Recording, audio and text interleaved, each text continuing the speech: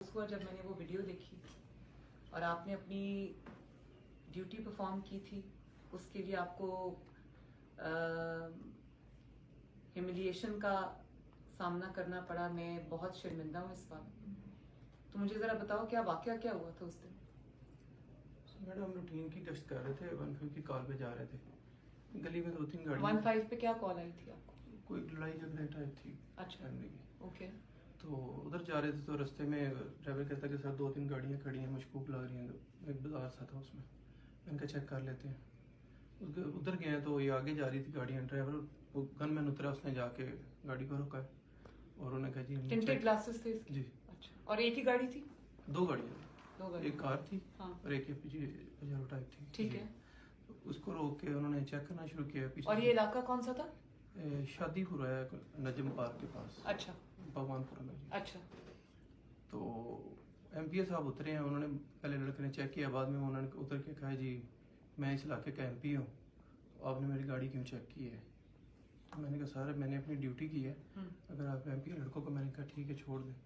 तो मैंने कहा जी मैंने अपनी ड्यूटी की है, तो इसमें तो कोई बुरी बात नहीं है। नहीं जी मेरा इलाका है, आपने मेरी इज़्ज़त नफ्स मजरूह की है, ये मेरा इलाका, मेरी इंसल्ट हुई है, ये आपने बहुत गलत किया है, मैं ये एक्शन लूँगा, मैं एहतजाज कराऊँगा। मैंने कहा सर मैंने अपनी ड्यूटी की है, मैंने ऐसा कुछ नहीं किया।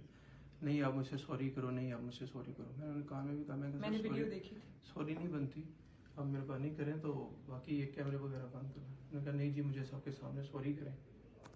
तो मैंने रब्ता करने की कोशिश की, ऐसे साहब का नंबर नहीं था मिला। तो बाद में फिर मैंने उनसे कहा, मैं जी अगर मेरी वजह से आपकी इज़्ज़त नफ्स मजरूह हुई है तो मैं उसके लिए सॉरी कर एक्सक्यूज़ कर लेता हूँ, मेरा मैं कहीं इज्जत में कोई फ़र्क नहीं पड़ता इससे। लेकिन वो इधर देखो मेरी तरफ से। यासिर, आइंदा आपने अपनी ड्यूटी करने पे कभी किसी से माफ़ी नहीं मांगी। आपने अपनी ड्यूटी की थी, जी। आपने उनको चेक किया था, वो आपकी जिम्मेदारी थी, जी। आपने की। और आइंदा कभी किसी से अपनी जिम्मेदारी पूरी करने के लिए माफ़ी नहीं मांगी। जी बिल्कुल। ठीक है, जी। आपका काम यही है और इसी काम के लिए आपको जो है वो स्टेट ने रखा है। तो आपने अपना काम अच्छे तरीके से किया, पूछा, चाहे एमपीए हो, एमएनए हो, चीफ मिनिस्टर हो या कोई भी हो, कानून से बड़ा कोई नहीं। तो आपने जो किया बिल्कुल ठीक किया और इस बात पे दिल छोटा ना करना। आई एम सॉरी आपके साथ ये हुआ है। और मैंने अपने एमपीए को भी मैंने शो कॉज नोटिस दिए, वो जवाब देंगे उस बात का कि उन्होंने ऐसा क्यों किया। लेकिन ऐसा नहीं होना चाहिए। तो आपको अपने बिल्कुल आपने इस बात को दिल पे नहीं लेना और बिल्कुल उसी जिम्मेदारी के साथ अपनी ड्यूटीज जो है वो डिस्चार्ज करनी है। ठीक है। कमाना साहब, इनकी फिर ट्रांसफर क्यों किसी ने कर दी? वो डीआईजी साहब ने इमीडिएटली रिपोर्ट लिखा दी कि अगर इस किस्म का कोई भी वाक्य हो तो आपने पहले मुझसे बात करनी, मुझसे बात करनी, उस मेरे पूछे बगैर कोई एक्शन नहीं लेना। ठीक है। और अगर एमपीए साहब को कोई शिकायत थी जेन्युइनली तो उनको भी मेरे पास आना चाहिए था, फिर हम इंक्वायरी कराते।